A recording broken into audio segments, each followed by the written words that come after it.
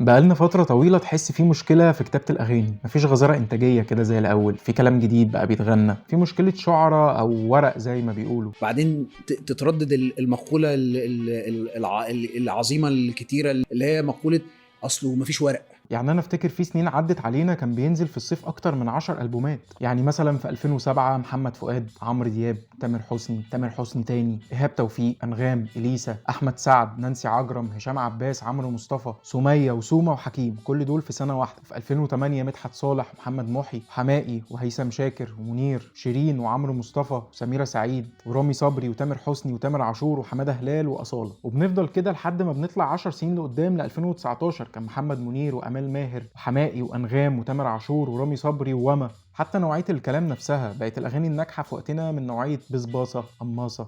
يا زرافة يا ناموسة يا لذاذة لا. والمقارنة دي مش من كتير، تقريبا من بداية الألفينات لحد من 4-5 سنين. طيب لو رجعنا بالزمن شوية لورا كده، لا أكتر شوية، أيوة هي الفترة دي، هو الجيل الذهبي ده، عبد الحليم حافظ ومحمد عبد الوهاب وأم كلثوم، محمد فوزي، ومن بعدهم شوية وردة ونجاة. الجيل ده كان بيكتب لهم شعراء تحس ان هم من عالم تاني، شعراء رايقين، ومعظم اللي كتبوه عاش لحد دلوقتي، يعني حاجة كده تعيش اكتر من 100 سنة تفضل تسمعها وما تملش منها. مين بقى كان بيكتب في الوقت ده؟ بيرام التونسي، احمد رامي، مأمون الشناوي، حسين السيد، ومرسي جميل عزيز. هنقف شوية عند الاسم ده، الملقب بفكهاني الأغنية المصرية، أو صاحب ال1000 أغنية، أو جواهرج الكلمة، أو مزيكاتي الكلام، وقول زي ما أنت عايز، في واحد من أهم شعراء مصر. راجل في الأصل فكهاني، يعني بيعرف ينقي الكلمة الحلوة وهو مغمض، حتى تعبيراته وهو بيتكلم تحسه بيقول شعر. والجملة السلسة اللي عاملة زي شعرة الراس الناعمة. كتب لمين بقى؟ محمد عبد الوهاب، محمد عبد المطلب، محمد قنديل، فريد الأطرش، عبد الحليم حافظ، أم كلثوم، شادية، نجاة، وردة، وصباح، وفايزة أحمد. بيحكي مرسي جميل عزيز إن رياض السنباطي راح له بعبد الحليم حافظ، قال له بقول لك إيه، ده بلدياتك وعايزينك تكتب له أغنية. طبعا مرسي ما يعرفش عبد الحليم، وبالنسبة له أهلا وسهلا، يعني مين ده عشان أكتب له؟ فقال له طيب بعدين. المهم ما سكتش السنباطي وراح له في مرة تانية ومعاه عبد الحليم والعود، وقال له احنا بايتين عندك النهارده. وقعد عبد الحليم وغنى اغنيه ولد الهدى لام كلثوم. انبهر مرسي جميل عزيز، ومن كتر انبهاره كتب له اغنيه في نفس اليوم اللي هي مالك ومالي يا ابو قلب خالي. مش كده وبس، ده كمان مرسي جميل عزيز كان السبب في ان عبد الحليم حافظ يمثل لاول مره، وكان فيلم ايامنا الحلوه. يا اخي احنا ما صدقنا خلصنا من قلبة الدماغ والعمل. بعد كده عبد الحليم كان له النصيب الأكبر من أغاني مرسي، وكتب له 35 أغنية، و35 أغنية فيهم أحلى وأشهر أغاني عبد الحليم. في يوم، في شهر، في سنة، بتلوموني ليه، بتلوموني ليه يا خليل، يا حبيبي، يا حبيبي. عيون جريئة، عيون جريئة، الحلوة الحلوة الحلوة الحلوة. مدهش، كمل. حبك نار مش عايزة اطفيها ولا خليها، دقيقة تفوتني ما احسش بيها. بحلم بيك انا بحلم بيك، وبأشواقي مستنيك. نص تاريخ عبد الحليم حافظ تقريبا. نرجع لفكهاني الأغنية. مرسي جميل عزيز اتولد في الزقازيق، بلد اتولد فيها فنانين جامدين جدا، عبد الحليم حافظ، واحمد زكي، صلاح عبد الصبور، ويوسف إدريس، وحيد حامد، وشكري سرحان، شادية، عبد الله غيث، وحمدي غيث، رشدي أباظة، ومحمد عبد الوهاب. بسم الله ما شاء الله.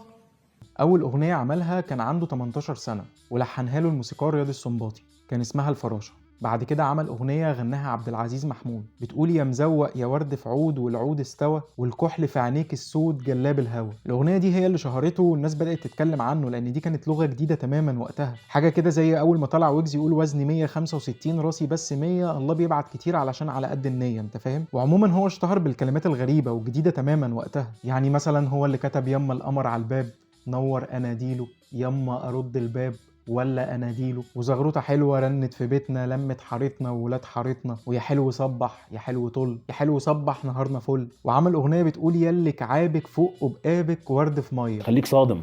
قال لك هو كان زمان في القبقاب كان احمر كده، وكان بالجملكه عليه طبقه من فوق عامله زي الازاز. ايوه. والست لما بتحن رجليها وتيجي تحط رجليها على القبقاب بتدي ضي الورد في الميه. الله. يلي كعابك فوق قبقابك ورد في ميه. الله. بيحكي اخو الفنان جميل عزيز انه من كتر حبه وارتباطه ببيت العيله في الزقازيق كتب اغنيه بيت العز يا بيتنا. على بابك عنبتنا لا بكره وبالليل مترفرف على عيننا. كان في تكعيبه عنب هنا وكان بيقعد هنا ويبص يلاقي العنب نازل عليه، وهو كان استاذ التصوير. وتخيل بقى ان اللي يكتب الاغاني الخفيفه الفلكلوريه دي يبقى هو نفسه الشاعر المصري المعاصر الوحيد اللي يكتب اغنيه لفيروز، وكانت قصيده اسمها سوف احيا.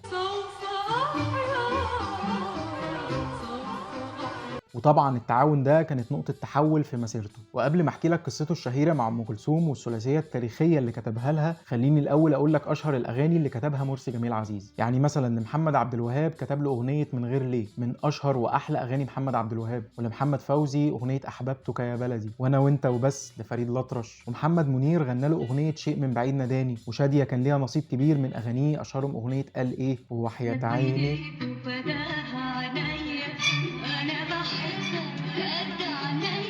وكتب أشهر أغاني وردة.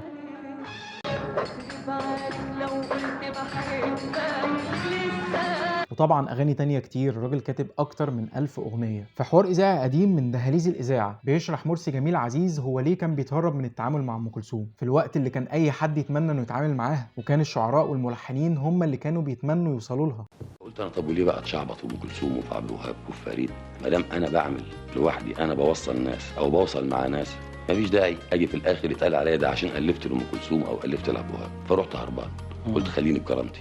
اما جيت ام كلثوم اخيرا قالت لي انا عايزك، مش مساله اغاني، عايزك، عاوز اقعد معاك. اخيرا قالت لي انت عيان. قلت لها يعني؟ قالت لي عاوزين والدتك لدكتور امراض نفسيه. يعني ايه تقعد معايا مره واثنين وتهرب؟ مين بيهرب من ام كلثوم؟ فرحت احكي لها الحكايه دي. قلت لها انا بعتز بكيتو كيتو كيتو، فانتوا هتحرموني ده ليه؟ قالت لي لا لازم تفهم حاجه، جاز من 10 سنين كان الكلام ده صح، دلوقتي بقى اسمك كبير، لا انا هقدر اطلعه ولا اقدر انزله. بعد كده بيكتب لها 3 من أنجح وأشهر أغاني كوكب الشرق، واللي لحنهم لها بليغ حمدي. 3 أغاني اللي ناس كتير ما تعرفش إن هما بيكملوا بعض. بتبتدي الثلاثية الشهيرة بأغنية سيرة الحب.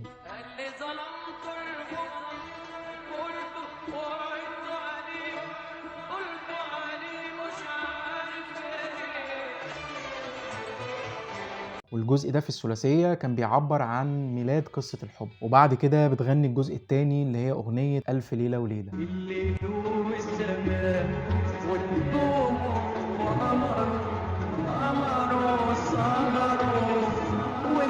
والجزء ده هو الجزء اللي فيه السعادة والبهجة. وبعدين بيختموا بالجزء الأخير من الثلاثية بأغنية فات الميعاد.